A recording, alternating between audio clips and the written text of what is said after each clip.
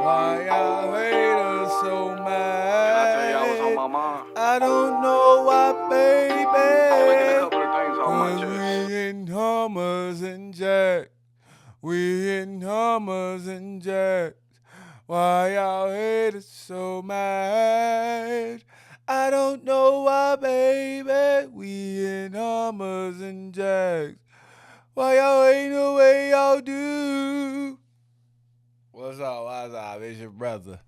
Your cousin, your uncle, your nephew, your friend, but I can't be your son. It's your kinfolk, William Jewell. L. Giving you my detail. That's articulate.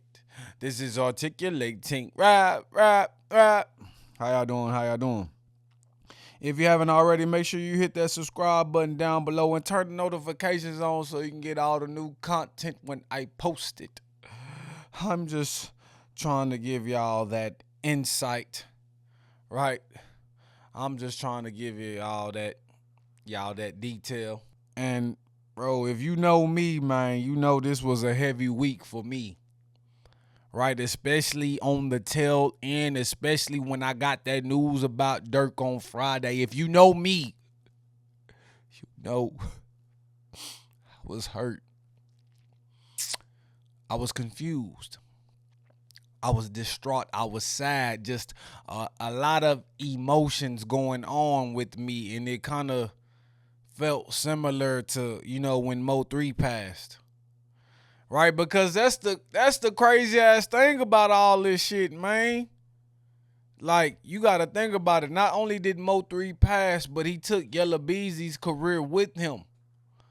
Right? Yella Beezy was still popping, still doing his thing, still a respectable artist in the Dallas community. When Mo 3 passed, people blame Yella Beezy, and Yella Beezy fell off because of it. Right? These were two Dallas artists. These were two prominent artists, two potential stars coming from Dallas, Texas. One wanted to put a target, one wanted to point aim at another because of the frustration of his lack of support, his lack of stardom. And it ended up ruining them both, right? Did Yella Beezy have something to do with the death of Mo 3? Nobody knows. And I mean, from the interviews, nobody thinks so. Like, Yella Beezy wasn't talking like Durk was talking about Quando Rondo and all them. No, Yella Beezy wasn't talking like that. And so it's just sad because not only did we lose Mo 3, but we lost the prominence of Yella Beezy. And I still like Yella Beezy. I still listen to him. But I feel like his city don't respect him. His city don't love him. Texas don't show him love like they should because of the altercation with Mo 3. And basically because I feel like he took the blame for Mo 3 passing. And yes, Mo 3 was the better artist lyrically, right? He could sing better as well. But Yella Beezy had That's On Me. That's what I did. That's what I did. Yeah. Right. Yella Beezy had some hits. So it's kind of hard to hate on him. But Mo 3 did it. And like same thing with Durk. Like, it's just hard to speak on that situation. Right? It's hard to speak on that situation because I am an upstanding citizen. Right? I don't believe in that street shit. I don't believe in that gangster shit. I believe we need to eliminate that from our culture so we can just be men. Be there for our families, be there for our children, be there for our wives, our girlfriends, right? I don't think we have to be extra machismo. I don't think we have to lead with our ego, with our pride. I don't think we got to get back, right? And a lot of shit was egged on through the internet, right? That's the thing. A lot of shit was egged on through the fans. A lot of shit was egged on. Violence was incited. And that's what they said about the battle rap with Drake and Kendrick Lamar. Right? All these people is going to incite this. And then when something happened, y'all going to be like, oh, y'all should have did better. Oh, y'all should have did better. right? And so for the people who don't know about the Durk situation, I guess I'll break it down a little bit, because I don't want to go too far in detail. All right, we already know that Durk had beef with Young Boy. We know that Quando Rondo was associated with Young Boy. I don't know if he was his artist or they just had association, right? Him and King Von got into a tiff, right, when King Von was still alive. Quando Rondo's friend assisted Quando Rondo and he killed King Von, one of Durk's artists, right? A guy that was supposedly a serial killer in Chicago. And Durk paid for a lawyer, able to get him out, and he got him out and put him on. When he put him on, he was beefing with these guys. He wanted to fight, right? Tried to fight, right? Ironically, he tried to fight a guy and he got killed. And so the whole internet, and this was like around 2020, like November 2020, so probably like 4 years ago. And the whole internet was going in on Durk. You need to get that get back. You need to get that revenge, right? And needless to say, the speculation or the assumption is that he got that, because I just saw a clip of him on Academics, and he was saying that they not saying that no more, are they? They not saying that no more. So, I mean, we know the speculation, we know the assumptions, right? And basically, this is a revenge, right? This is avenging the loss of King Von, right? Right? Wayno said, "An eye for an eye leaves the whole world blind." I mean, no, he didn't quote that, but just listening to him speak on this, like, it just makes sense. Like, if we going to retaliate on everything that's done to us, right, then retaliation would never stop. Revenge would never stop. Revenge is mine, said the Lord. Right?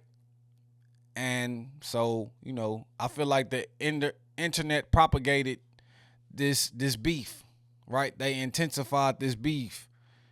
And it just sucks. And you could tell that Quando Rondo was scared for his life. Like, through the interviews he was doing with Angela Yee, ma'am, I don't want no beef, ma'am. Like, it was just sad to see. But the crazy thing is, on the other side, this is what also boosted Durk, right? When you hear the voice, when you hear 7220, when you hear the drill rap, this is like a reputation type of thing that boosted Durk, because from the streets, just from the people on the internet, we assumed that Durk had something to do with that, right? We didn't know, but we assumed that. And since it seemed like he was living what he talked about in his raps, it made him more polarizing. It made him more exciting to listen to. It made him more entertaining. Right? People came in the house, broke in the house, tried to kill him when he was with his girl. People killed his brother because of the shit that he been saying. Right? Like, damn, it was like, that ain't easy. Who told you that was easy? Say, why you leave me? Like, damn. Durk was going through that shit. He lost his brother, D-Thing. He lost a lot of loved ones in this damn game, this rap game. He trying to get his get back. He trying to avenge his loved ones. But an eye for an eye leaves the world blind. Revenge is mine, said the Lord. And we can see the polarization. We can see the entertainment. We can see the youngins, the younger generation. Right? I don't give a fuck about what Wallow said about, giving him advice. I don't give a fuck about that shit. I don't care about, like, you know what I'm saying? Nobody telling a man what to do. Like, when it's in your heart, when it's in your mind, like, nothing nobody can tell you gonna stop that shit. Like, if you got a dream, if you believe in yourself and people say something negative about you, ain't nothing nobody can tell you that's going to change your mind. When you determine to do something, you going to do it by any means necessary. So don't tell me somebody should have gave him advice. Somebody should have talked to him. Don't tell me that when your brother dies and it's on the internet, when your one of your best friend dies, your artist, when it's on the internet, like a fucking video of this man being shot down, and the killer gets to go away for free because of self-defense. Don't tell me. Tell me you don't want no get back. Don't tell me you don't want no revenge. Right? Like, if your stepdaddy put hands on your mama, what? You ain't gonna want to kill that nigga? Man, come on, don't tell me, like, so please stop trying to look at it as if you understand what this man was going through, as if you understand what was going on in this man's mind, because I feel like we don't know what was going on in his mind. We don't know the pressures that he was facing. And, you know, if he wanted to get revenge, if he felt like it was his, duty to get the get back, it just sucks that that innocent person lost their lives. It just sucks that they were shooting, while innocent people was around. Right? Murder for hire. Murder for hire. It just sucks. And Durk, like, just listening to his music, just listening to the pain in his voice, like, that's what I resonated with. That's what I related to. Like, I didn't care about all the killing, all the drill stuff, pissed off. I didn't care about all that. I cared about, that melodic, right? I just think about Federal Nightmares. Like, now that song really makes more sense. Like, I just think he kind of understood, like, what might come down on him. Like, Federal Nightmares. Federal Nightmares. Federal Nightmares. Like, I just think about that 7220. And he was trying to change. He was trying to change his image all my life. He did the song with Cole. He was trying to be a little bit more positive. He was trying to, elevate. He won a Grammy. Like, he was trying to do better. I think he saw the error in his ways, and I think he wanted to change. And then at this moment, like, it's hard. It's hard to change when you're being prosecuted from some of your past sins, right? If I was prosecuted now for something I did 4 or 5 years ago, it'll be different just because, like, I would have to accept it. But just knowing I'm a different person now, like, damn, life is precious. Like, that's the thing. Like, it's another lens that we got to look at it from, too. Like, it's the youth. And the thing is, the youth need to see this. But at the same time, how many times have the youth seen this? How many times have we seen this in our community? How many times have we seen this in hip-hop, dead or in jail? How many times have we seen this same old story, right? It's like the youth need to see this because Durk is one of the heroes of the youth. Durk led the charge for the younger generation. And now they need to know, like, the consequences that comes with this. And I believe this is the end of drill rap. I believe Durk, if he stays in prison, if he goes to prison and he doesn't come back out, I believe this is the end of drill rap, right? Because Durk, he was he was in the forefront. He's not the forefather, although he was associated with Chief Keef, the forefather, and some say it's Waka Flocka. I feel like Durk was the one that carried drill rap on his back for the last 5 years. Like, I didn't even know about drill rap only because I started listening to Durk. And it's crazy, it's ironic that Jadakiss said that drill rap is one of the worst rapping genres, one of the worst things that hip-hop could have ever came out with. That killing music, that murder music. And that's just the irony of it, because you lead this life, and this what comes with that life. When you speak that into existence, that shit gonna exist. Dead or in jail. And we've seen this story so many times, right? We seen Durk talk about this in his song. Every other song was about trying to get back? Are you a killer or are you not? You fake. You not real.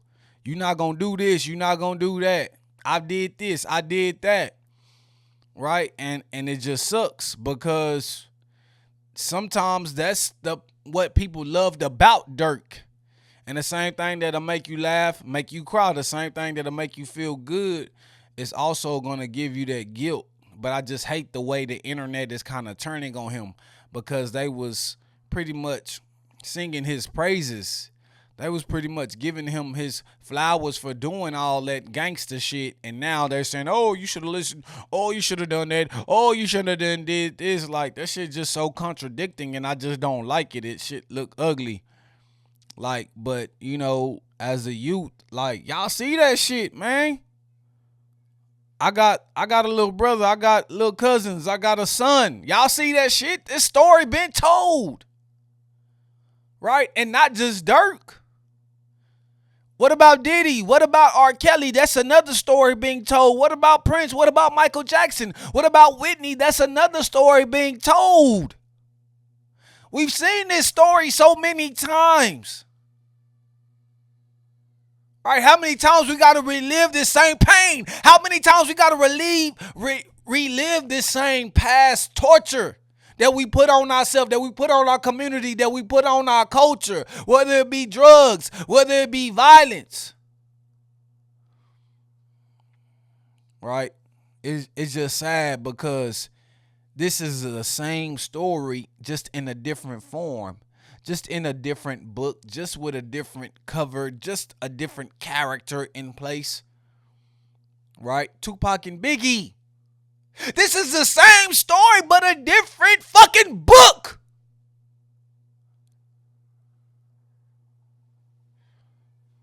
Man, Durk has so much things like in front of him that he was gonna do. Like, I'm a Durk fan, so that's why this really hurt me. But we'll see what comes from this. You know, this is federal.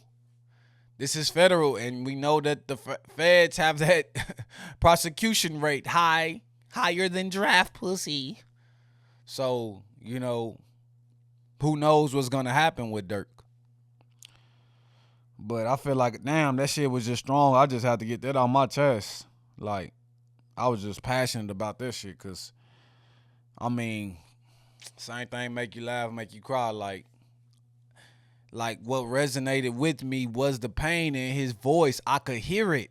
I knew how the conviction, I knew how genuine it was. And I could feel that hurt. I could feel that stress. I could feel that, you know, that darkness. And I gravitated to it, you know, and no telling how many of our youth gravitated to it. But the difference is I'm a grown-ass man. My brain is fully developed. And I know that the pain is just a pain. But to go out there and participate in these actions, I knew better. So I can't say free Durk, right? I just can't say it. That's the dilemma. I can't say free him till I see him. I can't say it. Because when you take away innocent lives, when you behave in this manner, like, these are the consequences. I'm grown, mama. I'm grown, granny. I know better. These are the consequences that come with that bullshit. Y'all told me then, and I know it now for sure, for a fact. This is the same story. Just a different fucking book. But, yeah, man. But let's talk about Kendrick, right? Let's get on a lighter note. Let's get on something with just a little bit more positivity in it, right? And for the Drake fans, it might not be as positive, but I just love the interview, you know, that him and SZA had. And it's crazy because a lot of people, you know, necessarily, and I would say from the media personalities, the journalists, they had a problem with it, you know, especially within the hip hop culture because he went to Harper's Bazaar, right? He went to a white publication to give this interview. Although SZA was the person that was interviewing him, his former label mate, someone that he's made great music with all the stars from the Black Panther soundtrack, the song on the Control album, like SZA. And the crazy thing is, SZA was on 2 songs on the For All the Dogs album with Drake, Rich Baby Daddy. They had a #1 song before that that was pretty much like a single for the album. So like to have SZA to do the interview is kind of like a double entendre.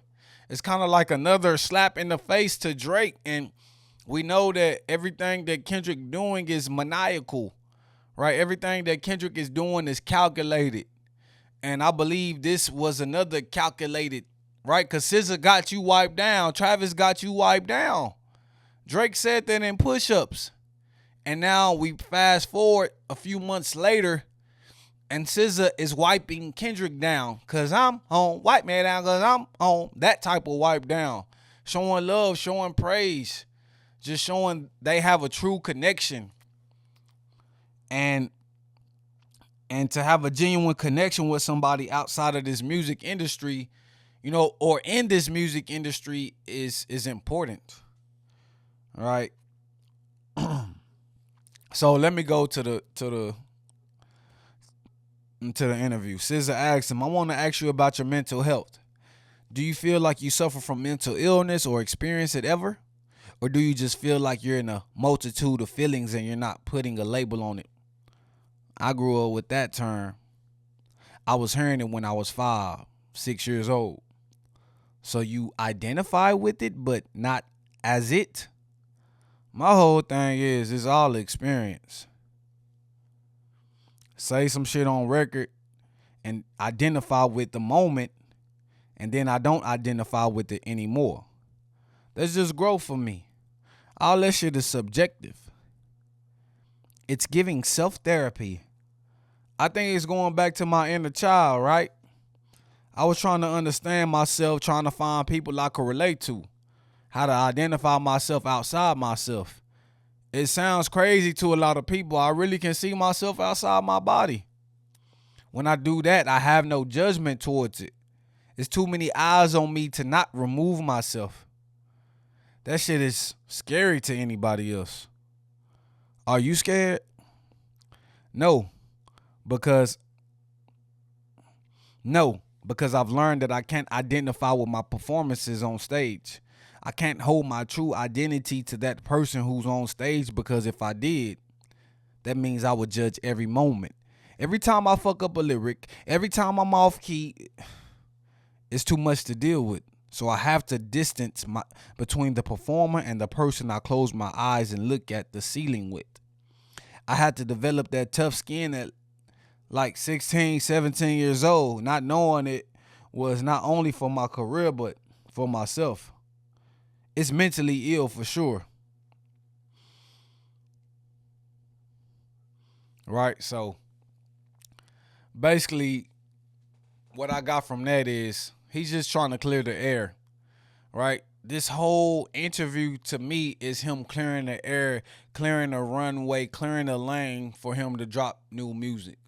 Right? Trying to get the beef stuff out the way, because we know the potency, we know the message, we know the prophecy that Kendrick Lamar does when he drops an album, when he talks his talk, when he really gets into album mode, the body of work, all that. And, to really be able to see yourself outside yourself, right?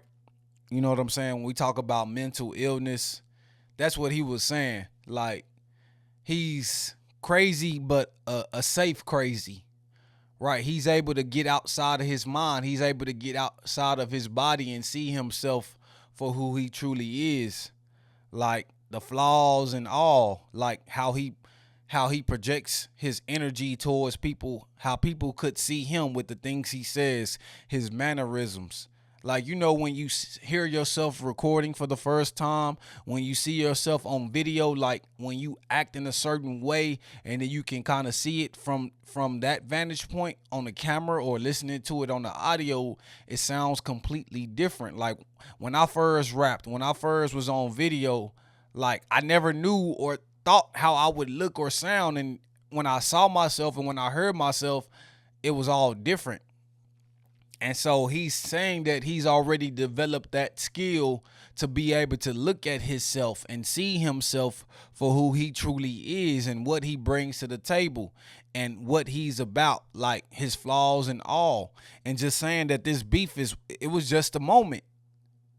He said it was just a moment and not letting that moment capture him, capturing the moment, but not letting the moment capture him, not letting him identify with the moment as the moment being who he is as a person at that moment, because we get angry, we get upset, we get frustrated with people, right? We have happy emotions, we have joy, we have excitement, but when that excitement is over, when that frustration is over, when that anger is down, right?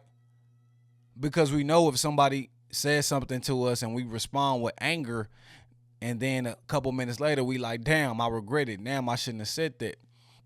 That's not me, right? And that's what Kendrick is saying at this moment.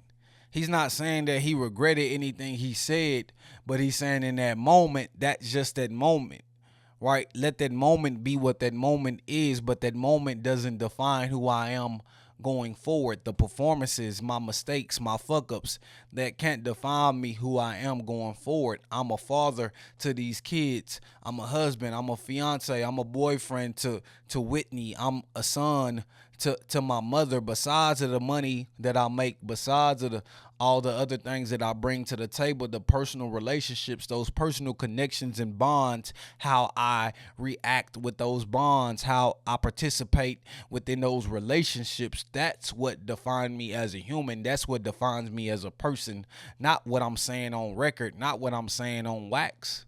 Like you can say some shit on record, right? But you got to leave that recording booth. And then who are you outside that recording booth? You got to learn how to live with yourself. And that's what Kendrick Lamar is telling us. He's learned to live with himself. Right? So we go on. Right? I want to talk to you about your spiritual practices. This is SZA. How many spiritual practices contribute to your day to day? All day, every day. Like I want to say it in that Kendrick Lamar voice. All day is ceremony. Ain't no bullshit. Ain't no cliche. But I literally talk to God. Like it's to a point where I be starting to think I'm going crazy. But then he has to remind me, no, this is really me. My early morning practice is that I have to run. When I started running, that's when I started to understand that was this threshold of pain and spirituality for me. I remember my shins was aching and I was like, I got one more mile to go. Then I get whispers and downloads and start talking about shit that I want to know about. And next thing I'm free, 3 miles in, 4 miles in, I wake up and do that shit every day. Loss of self. You have to break yourself. I have to. SZA says, I'm grateful for the God tea. Sidebar.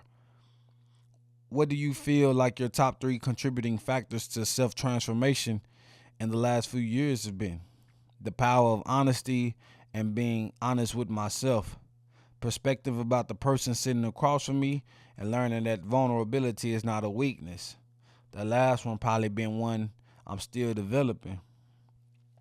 So basically, let's just go back to that threshold of pain and the spirituality. Right? I'm a personal trainer. I'm a fitness professional. I understand about the physical and the mental. But when you're burning, when the muscles are burning, when you're tired, when the oxygen is not there, you have to go to another level. And it's something that the mental can't tap into. It's something that the body can't tap into. It's something spiritual within you that you have to go to, right? The threshold of pain, the threshold. It's like a door, like an entrance that you walk through. That threshold of pain. Once you get to that certain level of pain, you can tap into that spiritual realm, right? Sometimes when you get to a certain type of joy, you're able to tap into that realm like tears of joy. When you're able to tap into that realm, tears of joy, you go to that spiritual realm. And he's been training, right? And we know when you're running, you're free, your endorphins are going, you're breathing, right? You're working on your breathing. It's like you're meditating in motion, right? All these whispers, all these downloads, all these thoughts come to your head. Whatever you're thinking about, whatever you're feeling, all the emotions come to the forefront, right? When your endorphins are going, when you're more tired, you're more emotional, you're more open, you're more vulnerable. So he's understanding like how his thought process comes to him when he's running, when he's in the middle of pain, when he's in the middle of enduring pain.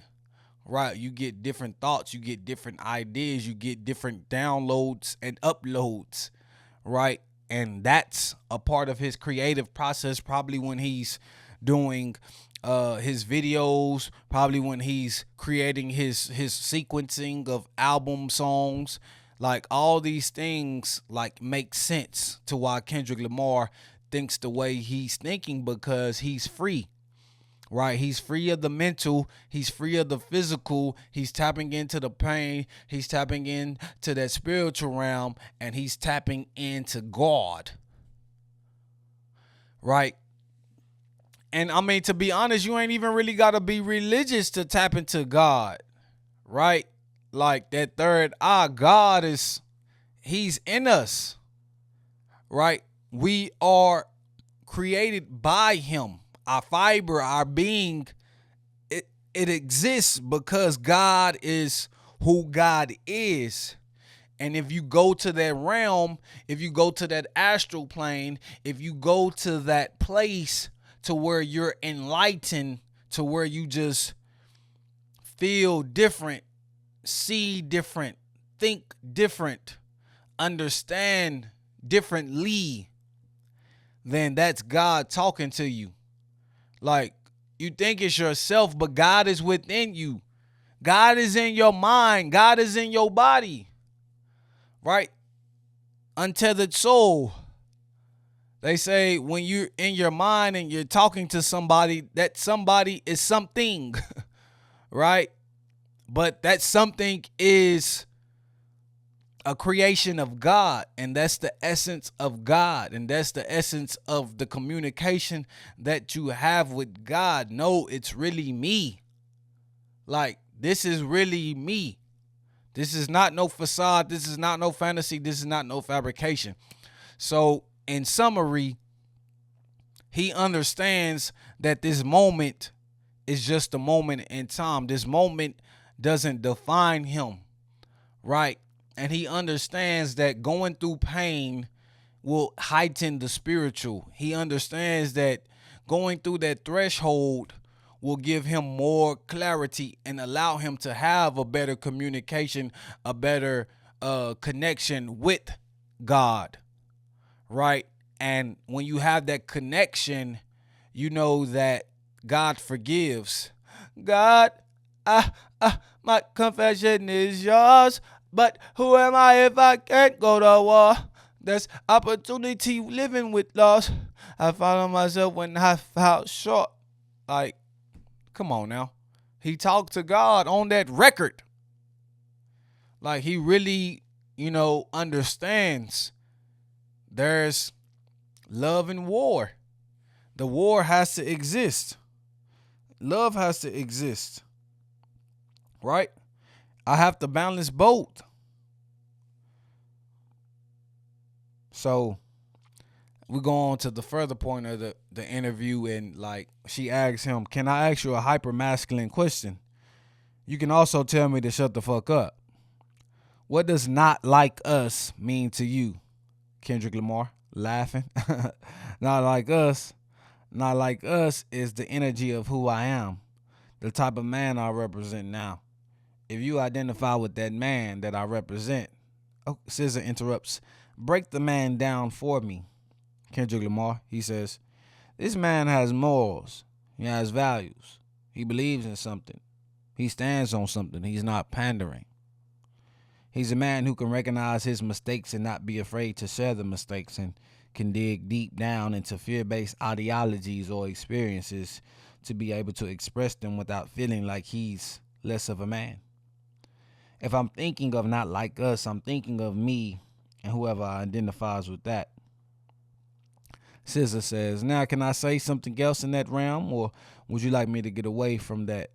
Can I ask you something else? Kendrick Lamar, is it mean? SZA says, no, it's more like, I thought it was really interesting that there were any consensus at all that you might be an angry individual. For me, I don't find any energy from that comes from you from an angry place. And actually, the last hour and change pretty much solidifies that it's almost from a yogic monk-like place. So when you feel the surge of energy in records like that, where is that root? Is it anger? I don't believe I'm an angry person, says Kendrick Lamar. But I do believe in love and war. And I believe they both need to exist. And my awareness of that allows me to react to things but not identify with them as who I am. Just allowing them to exist. And believe they both need to exist. And my awareness of that allows me to react to things but not identify with them as who I am. Just allowing them to exist and allowing them to flow through me. That's what I believe. SZA says, I'm going to quit while I'm ahead before I say something crazy. Like, that was deep. That was deep as hell. And so Kendrick basically is saying, like, the man I represent, what he said on Watch the Party Die. They don't hate me, they hate the man that I represent. Right? You know what I'm saying? A man that believes in something, he stands on something. Right? And we go back to the company man, what he said. He said feels like this is a jab at J. Cole, that believes in something, stands on something. And J. Cole didn't stand on what he said in 7 Minute Drill. He didn't stand on business. He's not pandering. Right? He's not pandering to a fan base. Right? I'm peaceful. I'm this type of guy. And you know what I'm saying? This could go for Drake too. It could go for anybody who's pandering, anybody who's moving in a way to appease a certain type of people, to appease a certain crowd, right? To make the hits, to pander, right? Because Kendrick Lamar showed you what he could do in Damn. He showed you what he could do on Good Kid, Mad City. Then he gave us The Pimp a Butterfly. Then he gave us Mr. Morale. Right, he dropped the jewels when he needed to drop the jewels, but then he made sure that he brought us back in with that culture, with that community. Right, he let us know, like, if I want to do this, I could do this. I'm that talented, I'm that skillful, but I'm not gonna pander to the charts. I'm not gonna pander to the society. I'm going to give y'all what I feel in my heart is the right thing to give y'all. Right? And a man that can recognize his mistakes and not be afraid to share the mistakes, like being vulnerable. And I believe Cole and Drake has been able to be vulnerable. I believe they've shared their mistakes with us. Right? And a man that can dig deep down into fear-based ideologies or experience and be able to express them without feeling like he's less than a man. And we talk about Auntie's Diaries. We talk about Mother I Sober. Like, he really wanted to break that down and really get more introspective and really, like, pull a layer back on him. Like, some things that we might not know, some things that we might not understand about Kendrick Lamar and the way that he thinks.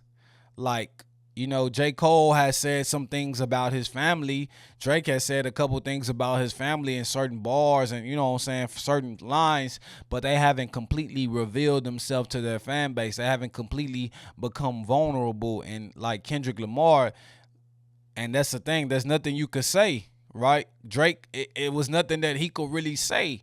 Kendrick has already told on himself. Kendrick Lamar has already revealed himself in his music so many times, time and time again. He's revealed his insecurities. He's revealed his sadness. He's revealed the things that he might be embarrassed about. The last time I fucked a white bitch, I was like 16 in the Palisades, fumbling my grave. Like Kendrick Lamar has revealed those things to us. And so we gotta appreciate it. We gotta respect it. And that's why they not like us, because they not willing to dig deep. They not really willing to speak from their heart. They can speak from a mental standpoint. They can speak from a bars, right? They can speak from a lyrical standpoint, but that's what Kendrick has been able to do when he did dumb down his bars and damn, when he did simplify a lot of his messaging in his music. He was able to get vulnerable, right, without trying to talk shit, without trying to be slick. And he was able to give us the music that we could digest. And, it was hard. It was heavy for some people.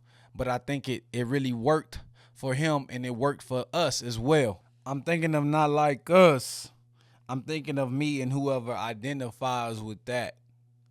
So basically, we are not the same. I am Marsh and Marsh. Like, I think what Kendrick is saying, like,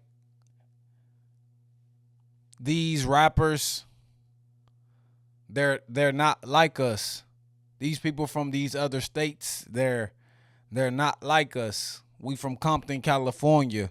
We from, poverty. We from, having to fight for what we believe in. We from, you know what I'm saying, the ideology of the Black Panther, their movement, because it started in California. So I feel like it's a culmination of all these things that Kendrick Lamar is speaking on. You know what I'm saying? He's speaking on that Black experience. He's speaking on, what he's been through and what he's had to deal with to overcome what he's overcame. And saying they not like us is not necessarily a shot at people that aren't black. It's just the people that don't stand for something. A people that, they're not willing to be vulnerable. They're not willing to express themselves where they can let go of fear and where they can be brave. And that bravery, that vulnerability incites courage in others. And when a lot of these artists are pandering to make a hit, or pandering to do these features to stay relevant, or pandering to the industry as a whole, when we talking about they not like us, right, it's really and ultimately boils down to Kendrick Lamar saying they're not like him, right? I don't think he's talking about people specific. I think he's just speaking us is him, right? I feel like us is him. And then, he goes on, right? He goes on to say he not an angry person. I hate the way that you walk, the way that you talk. I hate the way that you dress. I know you gave me that feature request. You got some shit to address. Like, he ain't angry. Like, he not mad at Drake. This is a friendly fade. You should keep it that way. There's no anger in his heart. But who am I if I don't go to war?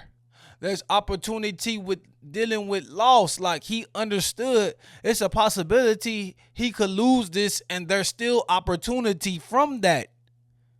He knew that this is a battle that he might not win, but if he didn't go to the battle, then who is he? Who would he be? Like a man of morals, a man of integrity. If he's going against somebody that's morally dissatisfying, if he's going against somebody that lacks the integrity, lacks the character, and he feels like he's someone that represents that, then he will be doing the youth a disservice. He will be doing the generation a disservice by not opposing that thought, by not opposing those ideologies, right? So he understands that love and war both have to exist. And understanding that, he didn't go at J. Cole. Understanding that, he gave Drake grace. He could have kept dropping shit, right? Understanding that, he knew that he had to do what he had to do. He didn't want to release Meet the Grams, right? He didn't want to get spooky on a nigga, but he knew that there was opportunity in this, opportunity to learn. He talked about his thirst for information, opportunity to inform and be informed, opportunity, like, within this whole situation. He knew what would come with it, win or loss. He knew. So love and war have to exist. And if we want to simplify it, the good and bad have to exist. The yin and yang have to exist, because how do we get better, right? How do we correct our mistakes, right? How do we learn from the histories that we've gone through? Some things, sometimes we have to get into war mode. And sometimes people think that's a bad thing, right? But war mode is sometimes protecting what you value dearly, right? Sometimes protecting your loved ones. War is sometimes protecting your integrity, your manhood, your ego, your pride, right? And if you love those things that you protect, war it has to be an option. There's no other option, right? Because that's when we love these things so much, when we love that woman so much, we go to war in our jobs. We go to war, with ourselves, with our fleshly desires. We go to war with our discipline. We go to war with our weaknesses. We go to war with other men who oppose our love, with other women who oppose our love, with family members who oppose our love. We go to war with strangers, who oppose our love. So understanding, like, that's not me, but that's who I need to be in that moment to prove my love or to protect my love. I'm not a killer, but this is self-defense, right? Because I love this person. I love this thing. I have to protect it, right? And I just think Kendrick just understands that duality of love and war. And sometimes some people don't get it. Sometimes people don't understand it. And sometimes people can't transform into that and not be able to step outside of that and step back and look and like, okay, that's what I needed to be for that moment, to be courageous, to be brave, to protect my peace, to protect my sanity. But that's not who I am every day. That's not who I want to bring home to the family. That's not who I want to bring home to my wife. That's not who I want to bring home. You know what I'm saying? Every day, because that's too much to deal with, and just being able to realize that's a moment. To me, that's important. So, right. You don't have to be angry, but sometimes you got to go to a place. Think about the football players. They go to war on a football field. They love the game and they go to war for it because they got to provide for their families. They're not angry, but they have to make themselves angry. They have to make themselves conjure up that type of energy to perform the way they need to perform, to be ferocious, to be courageous, to be brave. Like, it has to exist. Sometimes these things have to exist. Sometimes these elements are within us so we can achieve what we need to achieve. So we can dig deep and go to a place we haven't gone before, so we can go to that spiritual realm, because we have to enter the threshold of pain, war, right? And it's spiritual warfare as well, right? War with our emotions, war with our thoughts, war with our feelings. Man, like, he really got deep. He really broke it down, and a lot of people don't understand. Like, he's clearing the air. He's clearing the runway for this fucking album to take off. And I pray it'll land how it's supposed to land. And I mean, right, the hip-hop journalism. A lot of people are hating on him doing this interview. A lot of people didn't like that he did this interview and that he didn't sit down with the other hip-hop journalists. Right? Punch had a tweet about hip-hop journalism, right? That kind of got the fans in a frenzy. A lot of people are saying, like, oh, you crucified Drake for not being black, but the first time you get an interview, you want to sit down with a white publication? Like, it's just kind of like it's contradicting.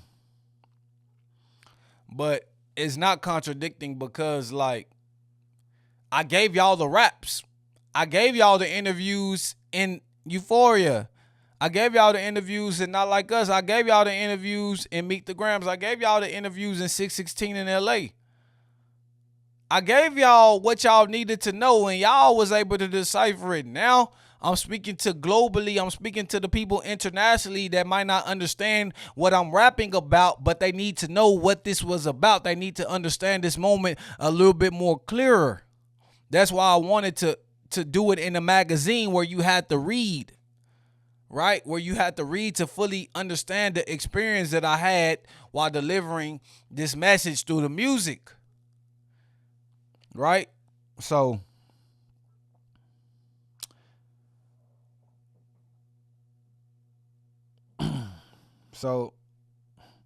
Punch said, I respect hip-hop journalism and I feel it's needed in its truest form. It helps keep the culture alive, but it's only a few real ones left, right? Most of you guys are trash, just my opinion. That's why artists don't want to talk to you. And a lot of journalists, they felt the way about that. Joe Budden felt the way about it. You could tell by his response. Academics, obviously he's not friendly with TDE, right? And I believe this was kind of aimed at academics, right? And to be honest, I feel like Joe Budden, he's not great at journalism either, because he's so opinionated that it's not no real facts. He's more of a shock jock. He's more trying to say some things and do some things to get a headline, to get a rush out of people. But he's not stating any solid information for the most part. He goes through topics that are solid, that are something like of meat and potatoes, of sustenance that we could talk about. And same thing with academics. I feel like academics is actually more factual than Joe Budden, right? And we talking about the top hip hop journalists in the game, according to Complex, right? We talk about Elliot Wilson. He's great journalist. We talk about Jeremy Heck, great journalist. The Company Man, he's a good journalist. Like, guys that bring facts and not trying to just say some shit for clout, not just trying to say some shit for views. Like, a lot of these niggas is not real journalists. A lot of these niggas is not real, like, they don't uphold that standard. And yes, some of them are trash because they just speaking out the side of their necks for a reaction, for a response, for clips, for people to continue to frequent their content. So that's why hip-hop journalism has become trash, because it's become content-based. Everybody's chasing that content. Everybody's chasing that clout. Everybody's chasing the headline. So I don't have a problem with what Punch said. Like, and we look around us because we champion that bullshit, right? Because that's the negative stuff that get the most attention. The Joe Buddens, the DJ Academics, right? We got to speak the truth. Like Charlamagne, he's more abrasive, but at the end of the day, he's going to give you some facts. He's going to be honest.